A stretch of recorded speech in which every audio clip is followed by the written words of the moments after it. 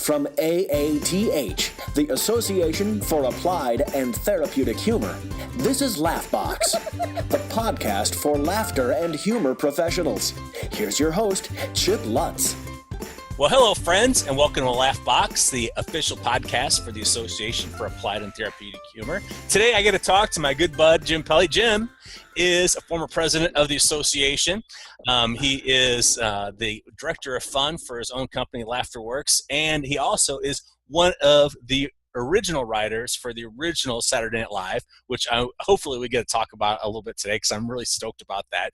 So welcome, Jim, to Laughbox, man. I appreciate you taking the time out of your busy schedule to share yourself with us today. Happy to jump in and provide any help and fun answers I can. So let's go in the Wayback Machine a little bit on how you first how you first got involved in the whole humor laughter thing. I mean, what's your story? I was born one of the 5 funniest children in my family. We'll speed the story up. Actually, usually a funnier line would be I was born the least funny. How's that? There we go. But my interest in humor, actually, even at a very young age, I second, third grade, I used to imitate people. I don't want to put myself too far back in an era, but Laugh In, the Smothers Brothers comedy show, the Flip Wilson show. Absolutely. I then would go out on the program and do borderline inappropriate humor for an unappreciative audience of third graders. And so I've always had an interest in humor. My dad, extremely funny and clever, but it was in college for me where, one, I started doing stand-up comedy, open mic night and this would have been early 80s. Uh-huh. And then I had an opportunity. It was interesting. When I was in college, I was still an undergraduate, and there was a graduate level seminar called The Role of Humor in Communication. It was a Communication Studies 196M. Uh-huh. And that was here at my alma mater, California State University, Sacramento. But it was a graduate level seminar. So I went in and I talked with a professor, and I said, hey, I'm interested in, humor. I'm doing stand-up comedy. I would love to take the class, but, I'm not in graduate school yet for a number of years. Mm-hmm. And he said, absolutely. I need a TA, so you're it. And that actually turned out to be the perfect place. Rather than being in the class per se, I got to be his research assistant and learned a lot of the role of humor in persuasion, in message content. So I kind of came at it from a very analytical point of view during the day, uh-huh. and then live stage in the evening. And I found during the day to be more interesting. Not that being in front of at the time, smoky room with drunk people isn't a great place to be, but, stand up and open comedy mic night, you probably drink more beer and owe more on your bar tab than you're paid to do stand up. So I started studying, I wanted to know about the persuasive content of humor. In other words, if in a radio commercial or a TV commercial, if they used humor, did they sell more widgets? Mm-hmm. And I was able to direct research in that way, and we found conclusively that the answer was maybe. Clearly more research dollars are needed at the university level. Uh-huh. And we were able to do some fun, practical pranks on campus. We would watch some of the old Candid Camera stuff that Alan Funt did, and we would replicate that on campus. One of my favorites was a mailbox, and people would put mail in. Somebody would be in the box, throw the mail out, and say, "No, thank you." Nice. Not rocket science, but 9 out of 10 people will then talk to the mailbox. That fascinates me. That's even funnier. Yeah.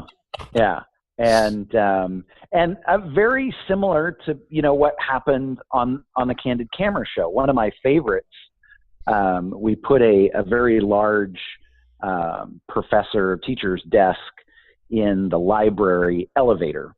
And of course, when the doors open and people, went to step on, there was very little room.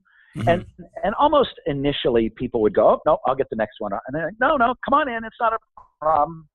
And those kinds of things and how people react, to me, are the essence of humor. I've always thought the best humor was unscripted and improvisational, and what happens when people are confronted with delight, mystery, an experience they can't quite comprehend. Right. Then that's kind of the genesis of true laughter. So back in my era, I connected with people like Bill Fry at Stanford University and Lee Burke and all of the early researchers. I even had the opportunity to go and meet with Norman Cousins. Oh, wow. He used to be a subscriber to my newsletter. I could say that. That's pretty cool. That is cool. Yeah. And, when his book, Anatomy of an Illness, came out, we promoted it through the newsletter and became, friends. It was not like he called up and said, "Hey, Jim, you want to come over to dinner?" But we had a bit of a camaraderie. Mm-hmm. Early on, now you and I are talking, it's 30 years later, pretty much everybody has heard the phrase humor in the workplace. But back then, Chip, there wasn't even Casual Friday. Right. So bringing a high-priced consultant in to talk about the value of humor, it was unique. And so early on for research for the humor class, like I say, went and spent a week or almost a month with people like Joel Goodman and, kind of the early founders of the field. And that's how I met Allison Crane way back when she said, "I have an idea. Mm-hmm. I'd like to start an association." And, we wanted to support her efforts. And so, yeah, that's kind of my history into humor. Never truly thought it would be a lifelong career. Right. It's a little odd what we do when we get paid to promote humor in the workplace. But for me, it's been a fabulous journey. Well, you brought something up. I mean, 30 years ago, you're right. Nobody ever talked about humor in the workplace, and it was kind of unheard of, in that we've kind of made this shift. And I was talking with another person that's been in the business a long time, Steve Wilson, not too long ago, where he was talking about how it's really become so much more mainstream that it's not really as risque to bring somebody in to and pay them to share the message. Yeah. In fact, I met Steve and Pam when I went back. Joel Goodman used to do a week-long retreat up at Sagamore in New York. We called it Sagamore because it rained every day.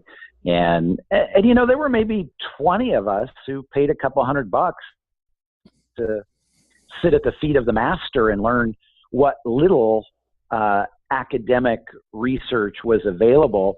But I always got a kick out of Joel, because even at the time when I was at Sac State and researching humor, the people who talked about humor weren't very funny.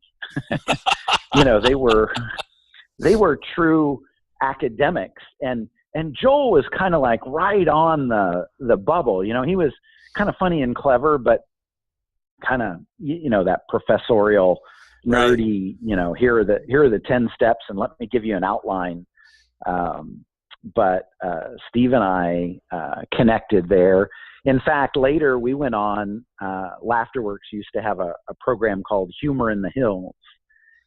And we had, people like Karen Buxman and Terry Paulson, and I'm sure there's a bunch of names I'm forgetting, come out. And, we did a weekend version of what Joel did for the week. And then after I did one or two of those, Steve and I joined in on a couple.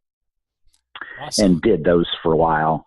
But, I think it's anybody who's in this field, they have a love and an appreciation for people discovering and using more humor for all of its benefits. Right. Physiologically, psychologically, productivity. But, now it's so different. The workplace, I don't want to say embraces it, but you get to a point where the calls just kind of keep coming in and your client list builds and the magic happens. The magic happens. That is awesome. Have you had the magic happen yet, Chip? I'm still waiting for the Tinkerbell to sprinkle that magic. Now, what was it like? How did the whole Saturday Night Live thing happen? I mean, that's to me fascinating. And what was it like, working in that kind of group? 'Cause, I mean, I spent a year down at Second City. I didn't take any of the writing courses, but I'm certainly familiar with, the mystique of those people that would go on to the big show. So, I mean, how did that all work? Oh yeah, lots of mystique, lots of mystery, lots of drugs, lots of trouble. Again, kind of following with our theme of, it was such a different time. When Lorne Michaels was shopping Saturday night around, he went to the number one network of the era. And again, we're going back to the mid 70s. Mm-hmm. If I recall correctly, it's funny, in a workshop, people will challenge me. Oh, no, you're wrong. You don't know. But CBS was the number one network, and I think Gunsmoke was number one. Can't remember if Carol Burnett was in the mix yet, but, mm-hmm. A young Lauren, why not start at the top? Because that's the best place to hear no. Variety shows are dead. And what you don't understand, Mr. Michaels, is Saturday night is date night. People aren't at home. They're not going to watch TV. And he said, fundamentally, you're wrong. He said, there are more losers in America than you may be aware of. There are a lot of people home, and they buy soap, and they will like this show. And, CBS said, don't let the door hit you on the way out. So right. Walks over to number two, ABC, and tells his story, and they said, not interested. And, of course, NBC was beyond last. Not quite PBS at the time, but darn close. And right. They said, we got nothing. Sure, why don't you go ahead? And sure enough, there were a tremendous number of losers in America that were home to watch our show. And they did. And, every year you heard the same thing. You're probably going to be fired. The show will be canceled. So, always be on the lookout for that next job. But my role, not nearly as glamorous. It is a great resume credit, but a contributing writer, and you're exactly getting stuff on the air, and isn't much of what came out on the air because it was a live show, right? And the actors were given, and rightfully so, tremendous license to, in the moment. Nobody ever checked back with them at the end and went, gosh, you went way off script, John Belushi. What were you thinking? Mm-hmm.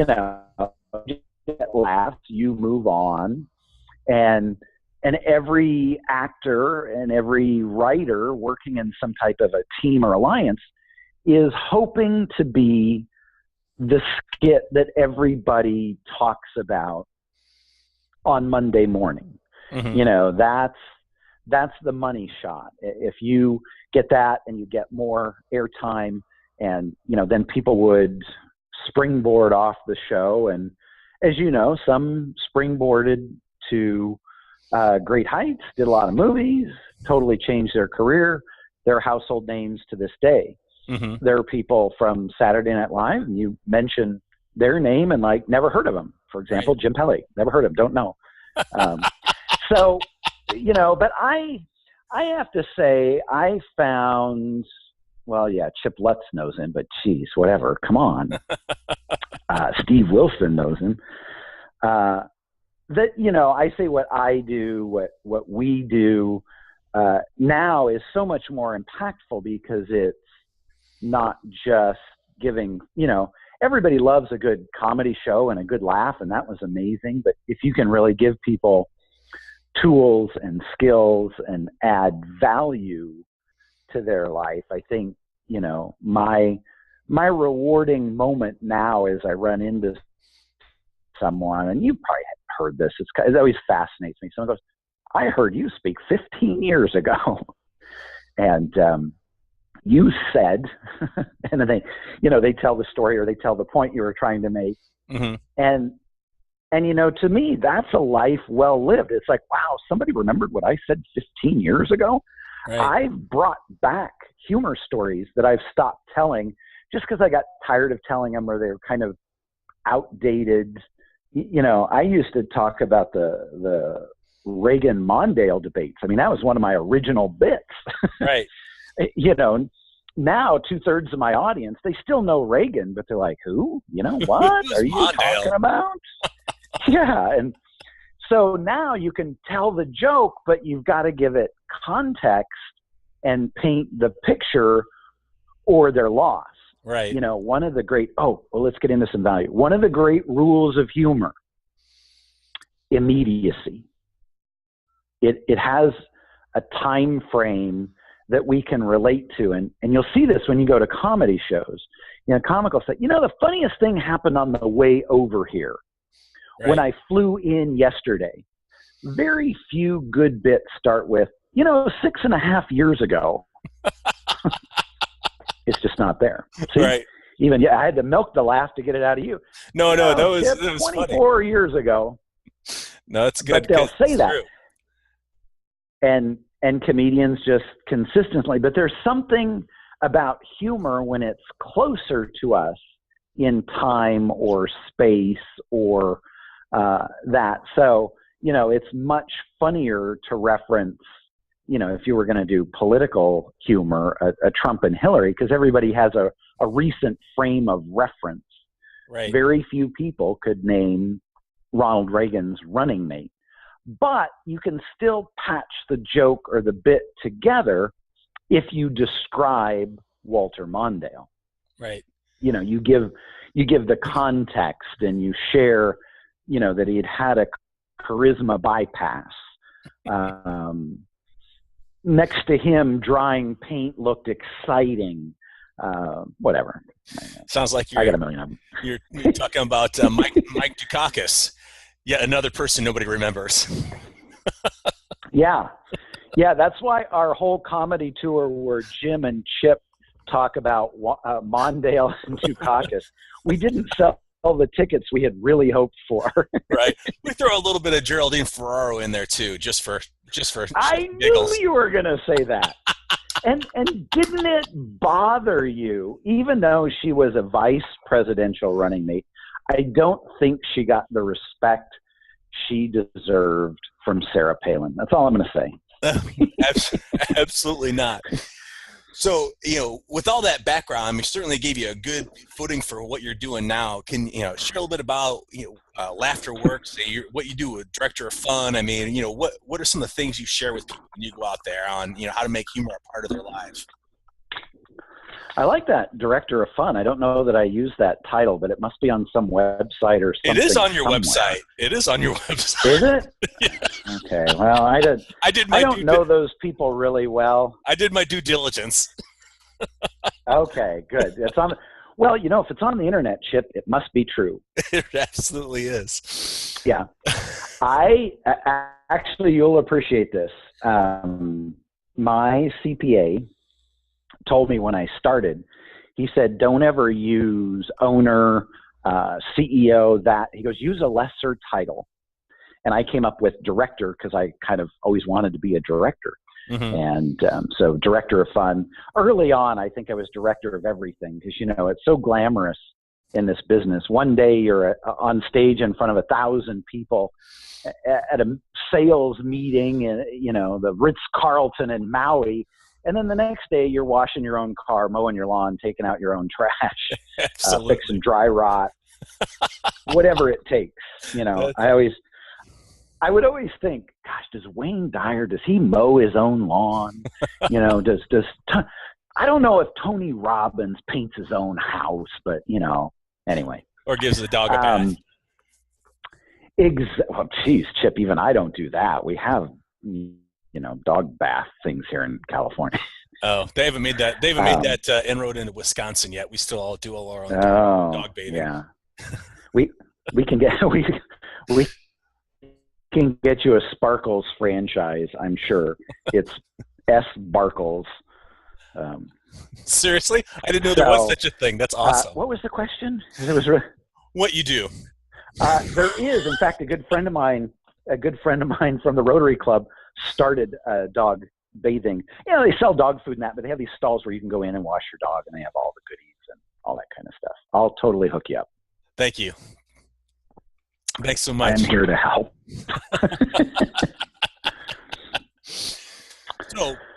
So what is the question I'm answering? Where are we now? When you were, what you do now with LaughterWorks, when you go out and share the humor word. Share the love, yeah.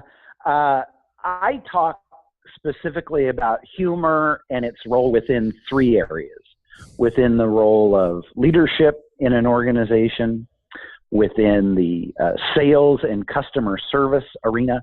Mm-hmm. And then I have another broad category called other.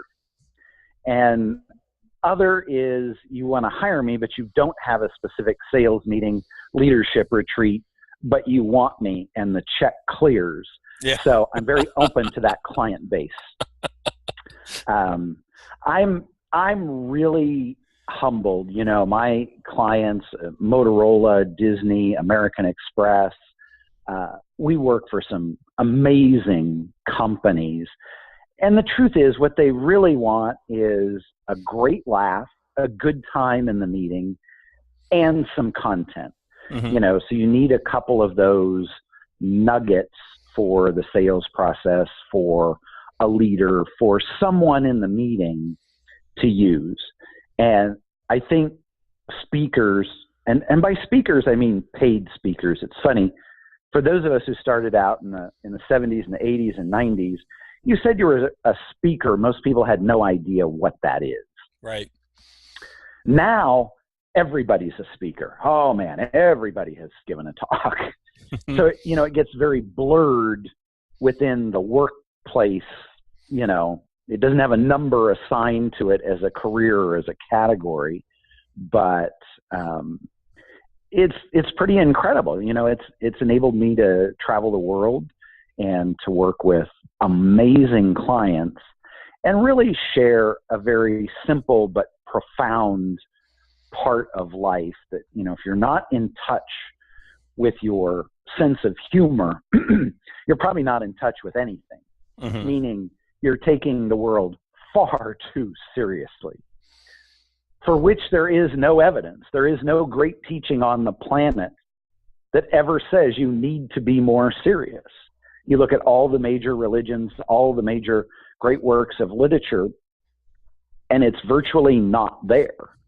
But what is there is kind of the universal, be kind, help others, have a laugh along the way. Right. 7 Habits of Highly Successful Humorists, whatever the book may be. Mm-hmm. So when you go out to Disney or Motorola, these different places, what are some of the things that you share with them that are, like some of the cores? You hit on the immediacy part, and I certainly believe that those are some of the things that help us cope the most with different difficult issues. What are some of the things that you share with the groups? Top secret. I am not giving it away on a podcast for free. It is highly confidential, and there is no need, because I don't need 700 other people going out and no. Was that good? Did you kind of get where I was going with that? Oh, I was getting ready to say checks in the mail. Yeah. Everybody now listens to the podcast. Oh, shit, I'm going to grab my pen. Here comes my next content. It depends. So in a program, pre-presentation questionnaire, I'm always asking people, how much humor do you want? How much content do you want? And know that at any given time, my content is fairly light. Mm-hmm. But as it relates to, that number, 70% laughter, 30% content, the content needs to be solid and profound. Mm-hmm. So it's a matter of where they want to put it on the spectrum. And like I say, is it a sales meeting, is it a leadership meeting? But we'll talk about things like, if you can't laugh at yourself, you're truly not in balance in the world. Mm-hmm. Which is a nice way to say, if you're super arrogant, it's going to be hard for you to be a great leader. Oh, absolutely. Now that's very different than you need to have confidence and conviction in being a leader. And then we'll go into the true value, which is, if you don't poke fun at yourself, other people will do it the moment you leave the room. I guarantee it. Oh, absolutely. I always say, go ahead. And I'm a firm believer. Having been in a lot of different leadership positions, that arrogance, kind of decreases morale. But when you can laugh at yourself, it shows a little bit of self-confidence, and it's self-confidence that helps other people be a little more confident as well. That, if you can make fun of yourself and not be afraid to take a risk and do something stupid, then, in essence, you're kind of helping your people do the same thing. And that's where innovation or an engagement happens. And that's what we're really kind of needing today in the workforce. I think it's, humility is a great leadership trait, but you generally don't read that anywhere. You see it described a lot of different ways. And, mm-hmm. and I always say, the thing about the boss being able to poke fun at themselves is, over the last 30 years, our culture has really shifted. 30 years ago in the workplace, admit no mistakes, because if you make a mistake, you could be fired. Mm-hmm. Now you go to a work environment like an Apple or a Google, and they're like, where are the mistakes? We need to highlight them. And who made them? They are the leaders of the organization, because you're only making mistakes if you're a risk taker and you're pushing the envelope. Mm-hmm. That's how much it has changed in 30 years. So then you come back in and you say, well, laughter, poking fun at yourself, good-natured humor gets you there quicker. And the truth is, it takes some of the pain out of the mistake. If we're realistic, we all make mistakes on a daily basis in one form or another. Some are big, some are small. Mm-hmm. So humor, to me, is best at pointing out perspective, balance as a human being. If you're too overly invested and you're taking things too seriously, you're likely to have a bigger wound than if you're truly balanced and go, gosh, I made a mistake, I need to recover, and I need to move on. And, what's the next thing? And then you can back that into, are break rooms fun? Or are they kind of sterile and hard plastic chairs and not a great place to be? Mm-hmm. So it's stuff like that. It's not just looking in the mental world of thinking and talking and interacting, but humor, and I don't think it gets talked about a lot, really needs to be expressed in the physical world. How do you decorate your cubicle? Do you have, fun at work? My wife is an 8th grade math science teacher. Oh, God bless her. And today is Yeah, today is superhero day. So she left for work with her Batman cape on, That is which awesome. I find awesome. Yeah. That is awesome. Well, because middle schoolers, I mean, I don't like I didn't even like my own kids when they were middle schoolers. So, I mean, she's out there fighting the fight. So God bless her. I mean, that's awesome. It's a tough time, but what's interesting to me, and I agree with you, most people, when you say teachers middle school, they have the same reaction you do, but it's also a time when their minds start to come alive. They're thinking, they're interacting with the world, and they're about ready to make decisions about what life is going to be for them. Mm-hmm.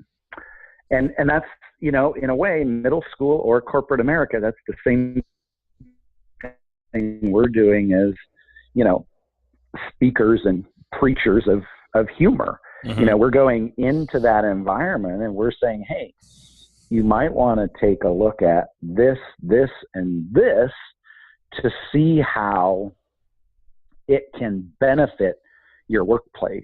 Mm-hmm. 30 years ago, people like myself, you, Steve, we're all talking about humor and stress reduction. Because stress was the big thing we were learning about in the 80s and 90s and how to manage it. And the truth is, you could sell a stress reduction keynote or workshop that was funny easier than you could sell one that wasn't. Mm-hmm. And then 10 years later, managing change mm-hmm. was the new, the paradigm had shifted. What is your organization doing to, be on top of that? And again, humor is there in both of those scenarios because humor is your ability to rapidly shift between perceptions. Mm-hmm. Yours, the world's, the person next to you, or my favorite one is the person who's not laughing. We need to look at it realistically and we say, oh, hey, Chip, man, that guy is super funny. But you and I have had experiences where the people in our audience don't laugh. They don't get it. Does it mean they don't have a sense of humor? We have no idea. Are they having things personally? Who knows? Mm-hmm. We go out and do what we do because, like I say, it makes a difference in the world. And if you can teach someone to rapidly shift their perspective, then they have a higher likelihood of overcoming whatever challenge it is, whether it's in customer service, sales, leadership, change management, yada, yada, yada. What is it? That's a great segue. Like for you personally, what are some of the things that you do to help yourself? Like if you're facing, you need to shift your perspective. What are some of the things that you do to, find the humor in situations? Don't be afraid to cry. Just saying. You meant more like in my workshop. So, okay, yeah. No.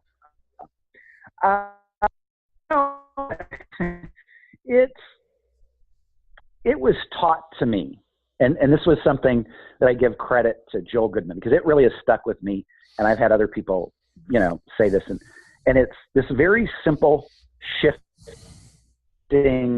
technique. How could your situation be worse? Mm-hmm. We get so involved in, oh my gosh, I'm commuting and the traffic is extra heavy today and I'm going to be 10 minutes late or 30 minutes late or 2 hours late. How could it be worse? Mm-hmm. Could have lost an arm. Wow, Jim, that's awfully dramatic and over the top. And I'm like, does it happen to people? Yep. Does it happen because they're late in traffic? Well, maybe, if they do something stupid. And you're like, but that's not funny. You're talking about being late in traffic and losing an arm. I'm like, does it change the way you think? Uh-huh. Long pause, silence. I literally yesterday, it's unusually warm in California for late October. It'll probably be 85, 87 degrees. Stunning fall weather. And I'm always amazed. There will be people who complain about how hot it is and why isn't it fall? Mm-hmm. And they will be the same people who complain when it rains. and they're just on a constant cycle of whatever it is, they're not happy with it. Mm-hmm. I look at it from a different perspective. I am the youngest in my family of 5 kids. I have 2 older siblings that passed away much younger than I am now. Mm-hmm. And so yesterday, I was going from some meeting. It wasn't anything particularly glamorous. And it was just a beautiful day outside. And I was kind of like, I got to get there. And it hit me. And this happens every now and then. I thought, this is a day my sister did not get to see. Mm. This is a day that I get to experience with all of its wonder and all of its glory and all of its frustration. And that would be the case if I got a flat tire, if I won the lottery, which I have not won the lottery. But it's all a matter of perspective. Right. One of the things I'll do in a workshop is I say, let's play the lottery game. Who would like to win the lottery? Oh, they all go crazy, picking them out.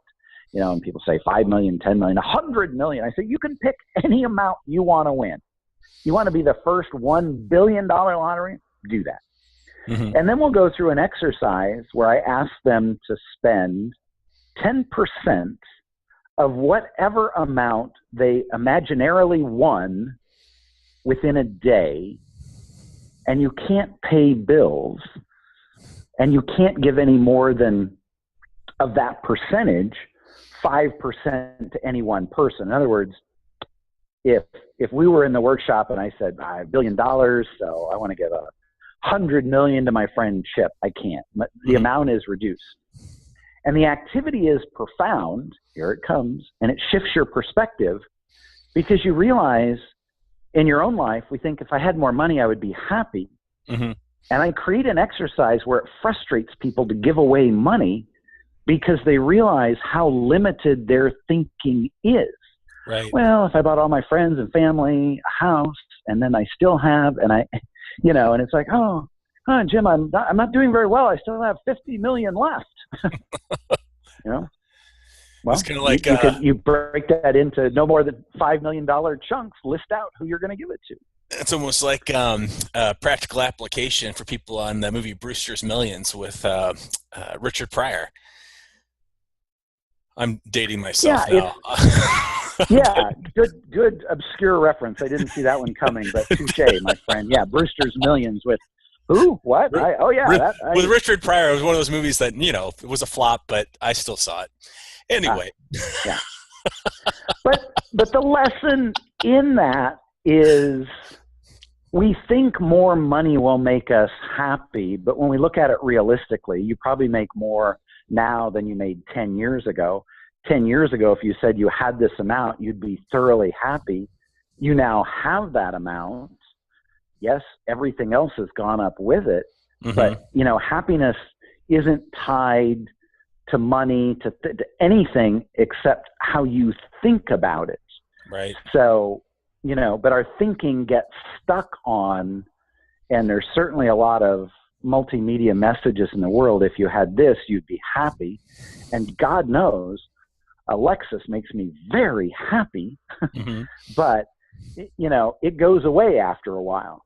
Right. Alexis does not make me happy when I have to pay for a 50,000 mile service or 100,000 mile service, mm-hmm. or a Ford headlight costs $15, but a Lexus headlight costs $350. Mm-hmm. Where did my happiness go? Well, the truth is it wasn't in the Lexus. It isn't in the money. It's in, here comes the magic moment for the podcast. It's in you and how you see the world. Right. And I can just hear the crowd going, I just hear the applause, the one guy standing up, just clapping. That's it, maestro. The 3 tenors hit the note. That's it. Angels sing. Oh, the choir busts loose. It is amazing. And other people are going, holy shit, it's just in my head. That's the secret of life. Have a nice day. There it is. Don't forget to buy a book and tape on the way out. Better yet, I have a value pack. Oh, you're hilarious. Oh, I've really enjoyed talking with you today. I mean, seriously, it's been a lot of fun. And you give me, I was just thinking about some different things that I've been considering, on investing wise. And I was like, just give me some different perspective to have on things. So I appreciate that personally. Thank you so much. If after today people want to find you, where do they go, Jim? They can find me on the internet at laughterworks.com or it's the same website, jimpelley.com, Pelley. I'm on the Facebook, but my friends list is totally tapped out. But there's a business page called Laughterworks Seminars and Jim Pelley. Mm-hmm. I'm on Twitter, LinkedIn. I think, what AATH folks can do best for this industry is endorse each other.